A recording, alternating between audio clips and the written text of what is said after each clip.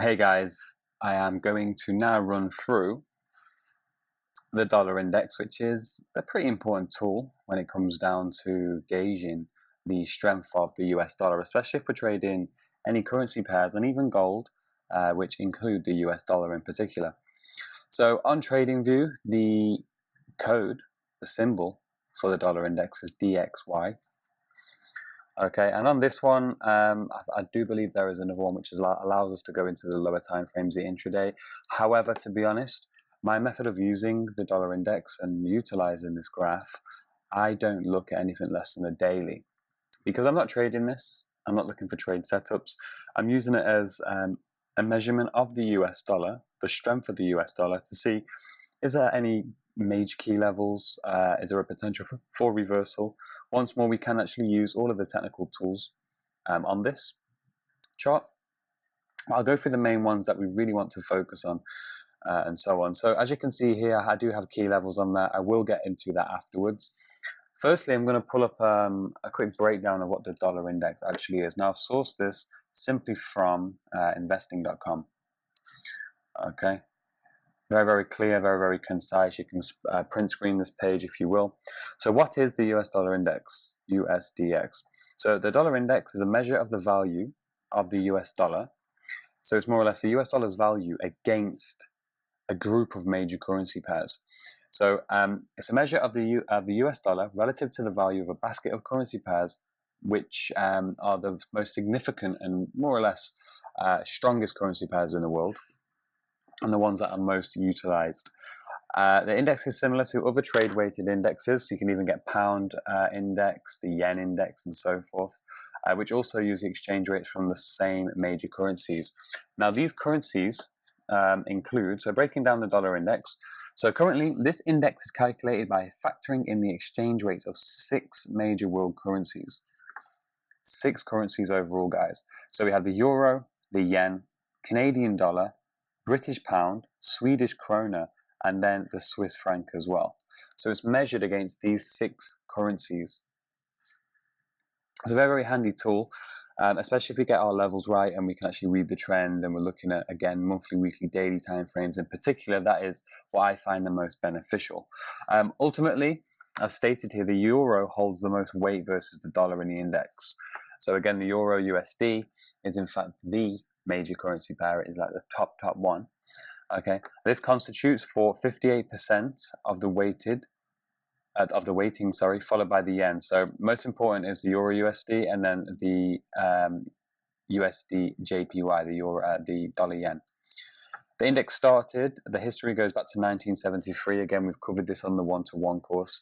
1973 was the time in which the gold standard was completely removed from the US dollar. So again, that's quite interesting because that is when this index actually started, and that is when the price of gold started to rally and started to rocket from lows of around $25, and obviously it's made highs of 1,929 a few years back.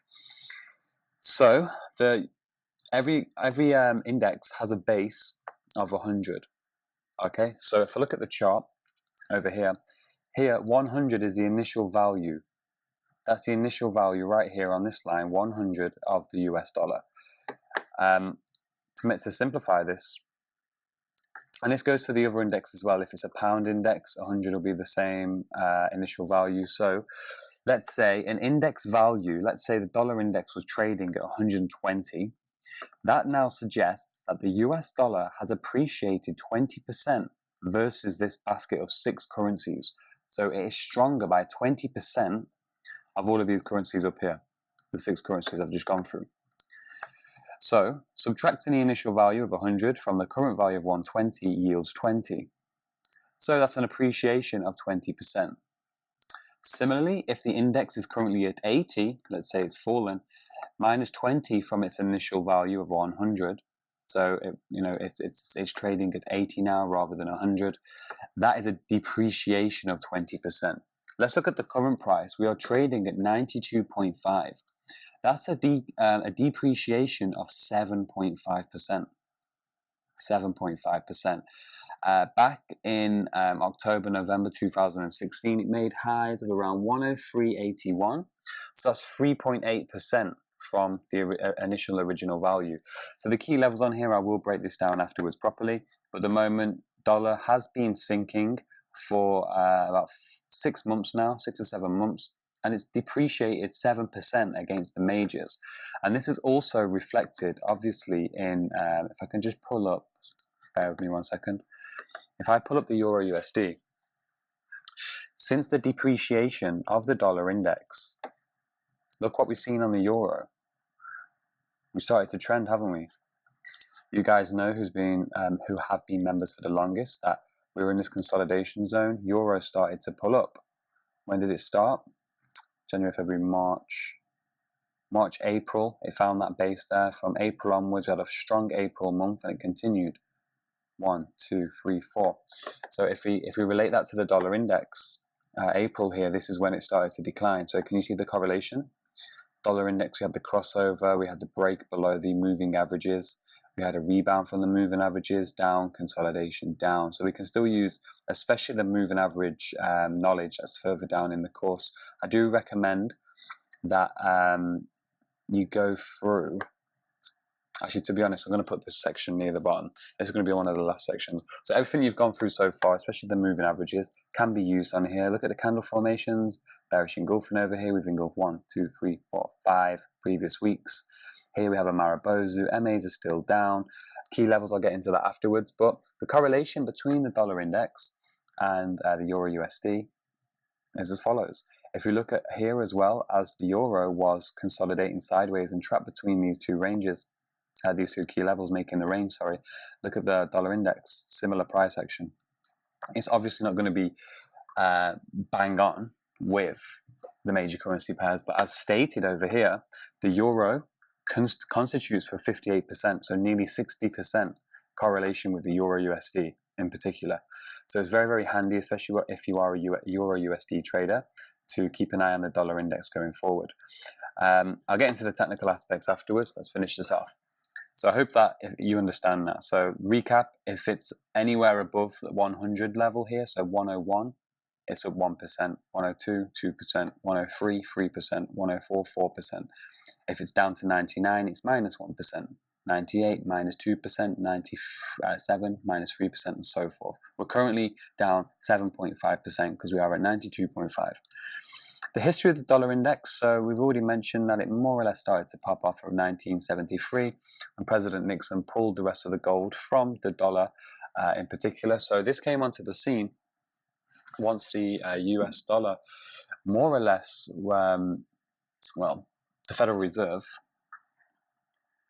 had the power to now print as many notes and push as much money into circulation without any backing as possible. So that's when this dollar index actually came onto the scene. History of the US dollar index. The US dollar index has risen and fallen sharply throughout history, reaching its high point in February 1985 with a value of 164.72. So this there, that is a 64.7% increase against its 6 counterpart currencies back in 1985. So that's when the dollar was at peak strongest. Its lowest point was in March 2008 with a value of 70.69, so just over 30% depreciation. And again, June 2016, 93, we're kind of consolidating here now. So look at the chart, we're back to this level. So 93.67, we've actually just popped below that then. We're looking back here, but we are in this more or less, if you can see, from 100 to 92. Just forget about this area for a moment. We have been bouncing from up, down, up, down, up, down. We had a shy break there. And this break, if we look at this breakout, past 102 when it was 2% up, this is when it forced the euro through that level, but it was quickly whipped back and below. The price started to fall back below its 100% initial value. Okay, so the index carried a value of 90. So let's start here. As of June 2016, the index carried a value of 93.67, meaning that the dollar had depreciated versus a basket of currencies since the index started in 1973. The index is greatly affected by macroeconomic factors, mainly inflation or deflation in the dollar and foreign currencies that include the comparable basket, as well as recessions and economic growth. So every currency has its own index, pound index, yen index, and so forth. It's mainly affected and impacted by inflation, quantitative easing as well, the printing of money into circulation. And that's what's going to move this thing the most. And again, because this has 58 to 60% correlation with the euro news is also going to move this. And then secondary, the yen move is going to move this and so forth. And then it will go into the other currencies, Swedish krona, Swiss franc, and so on. Now, with that being said, the euro replaced many European currencies previously in the index. So there was a bunch of currencies that were also tied to this index. However, when the euro actually stepped in, all of those currencies went out and it was rounded off by the euro. So again, that's why the euro holds the most value, because beforehand we had a bunch of currencies that all impacted the dollar index and were more or less a part of it, but because all of them went away and it was replaced by the euro is making up for the currencies in which were taken away, if that makes sense. So that's why the euro USD is the major currency pair against the dollar. Dollar's the main currency in which you can spend more or less around the world. And it holds the most significance because of the Federal Reserve has dominance on all of the other central banks. And the euro is the major because it replaced a big group of currencies previously. So you've got the dollar and the euro, huge powers there coming together, which make the euro USD. That's the cheapest pair to actually trade. It's the most confusing at times, but that is actually the story behind it. So again, you can screenshot this, go research it for yourself, but that's more or less all we need to know, to be honest. Okay, so let's get into the technical aspects. Now, what I've done, as with all of the other currency pairs, I've added key levels because from a technical standpoint, we can utilize this to find the overall direction, breakouts, rebounds from the MAs, and so on. So I did mention that the symbol I use is DXY because I'm only looking at the monthly, weekly, and the daily time frame on the dollar index. I am not going to be looking at smaller time frames on this. I only look at the monthly, weekly, and the daily just to keep it simple, to be honest, with the dollar index going forward. Now, the levels. So I would like you to plot 100 on. I keep my 100 level, put it on there, put the coordinates in, and keep it to the highest degree, the thickness. Show text alignment right top and right in, or 100% initial value, just to remind us. Why do we do that? Because the initial value is always going to be 100. So as I mentioned, that index value of 120 is 20% up. Index value of 80 is 20% down. So it's good to just have that on there, just to remind us. Other than that, key level wise, I do it every 102, 104, 98, 96, and so on. So if you guys can go ahead and do that. Similar, we can do this on a monthly time frame, put all of the levels on, and then just draw a small highlighted area, okay, going forward. And I have levels on down to 86. If it does break through that, 2-minute job, as is all of the key level structure. 2-minute job, and we are done, and we are ready for the next point to the downside and maybe upside. Right, so candlestick formation is the same. Like over here, as you can see, we spiked above, we left a tweezer top, 1, 2, bearish engulfing, and it's also a shooting star. We dipped back, look at the body closed below 100. We consolidated between 100 and 102 for 1-2 months there. Then what did we see here? Same moving average setup. Keep it as thick, the thickest possible, as I went over in the moving average section. But the candlestick formation, shooting star, boom, closed below. So let's say, for instance, let's ignore this 1, 2, 3, 4. Let's say the shooting star closed below the MA. Again, this is all in the MA section. Closed below the MA, closed below 100. Our analysis suggests that we are looking for further dollar downside for the coming months ahead. and that's exactly what we got over here. If you zoom right in, we have open, spike to the highs, close below, crossover afterwards, but then we have one shooting star, two shooting star, three shooting star, four shooting star, currently a shooting star, however the month isn't over. So what we're looking at now, can you see here, 92? We could potentially see a break of 92 soon. If 92 breaks, we're looking at 90, and we already have our levels on that. Again, because we're not trading this, we're using it as a guidance indicator. So if that does, because we're at 92 now. Now, if you look at the euro, look where the euro's at. Some great analysis on this recently, but the euro is stalling around 1.1925. 1.2 is its next major level. So let's say euro did pull and tap on 1.2, which I believe it will do in the next few days. Dollar index could come down and start tapping on 92. Does that make sense? So you've got 92 over here, and then the euro is at its highs. So there's a potential it could rebound. We could maybe even see a slight rebound as a retracement before continuing short on the dollar and long on the euro, or we can break straight through it, force through 92, maybe go to 90, and that dollar weakness will allow the euro to actually push up higher, maybe to 122, and then eventually 12400. Okay. If we go down to the weekly now as well, so again, we want to just combine these time frames. Okay, so weekly, what we've seen is a break back below the 100%. The moving averages crossed over on the weekly, and the market, as you can see, again, moving average section, guys, get that locked down. We have a reverse and rejection, spiking through 8, bearish engulfing, consolidation, spike through, engulfing. We're just getting trend continuation moves. So we use this the same.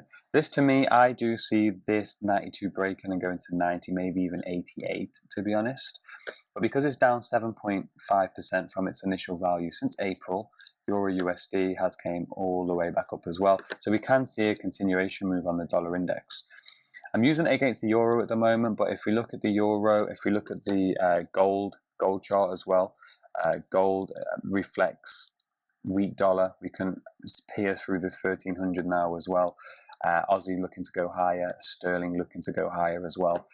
They're the currency pairs I use. So to break it down, I'll be looking at the dollar index, studying this, looking for key reversals on the weekly, daily, monthly, looking at the overall trend direction. Monthly moving averages are down, the weekly moving averages are down, daily moving averages are down as well. We can even implement fib into this. A, B, C, D, A, B, C, D, and so on. So when you ever see and study, let's say mainly on the daily chart, because that's going to be the more responsive chart if you follow my guidance and rules as to which time frames to work from, you can see we have a break below. Boom, all of these breakers on the daily are continuations. So if you're seeing these dollar continuations, you want to be hesitant at going long on the dollar. You want to look at the Euro USD, GBP USD, AUD USD. I don't personally trade Swedish krona or any Swiss francs. If you do, again, you can correlate it against that. But the euro is going to be the main one. Gold's pretty decent as well. So gold upside. Gold's been going on, since June, July, April. So gold, it's not too correlated as is the euro. I'll say gold probably accounts for around 20% because gold has other fundamental factors that push this higher, even though it's very, very technically based, and it is a very much manipulated pair as well. But we've kind of locked gold down with our technicals and just treating it as a normal currency pair, to be honest, with a close eye on some of the main news that comes out of Australia and China and the mining and stuff like that too. But it respects technicals extremely well. So dollar index, looking at this now, yesterday we had, Friday, we had a big down day. I could even say it broke its little counter trend line. We're looking for another leg to the downside. We know 92 is one of our levels. It can go to 90. It can lose value from where it is now, 92.5 to 90 is 2.5% value, which could assist the euro in plowing higher because this thing at the moment is just unstoppable. MAs are up on all time frames. Last week was a huge bullish weekly closure with an engulfing of 1, 2, 3 previous weeks. So if you are a euro trader, the dollar index is going to be for you. Again, you can go into further detail, do your research online, but I've just highlighted the key point of the dollar index, the best time frames to use it from.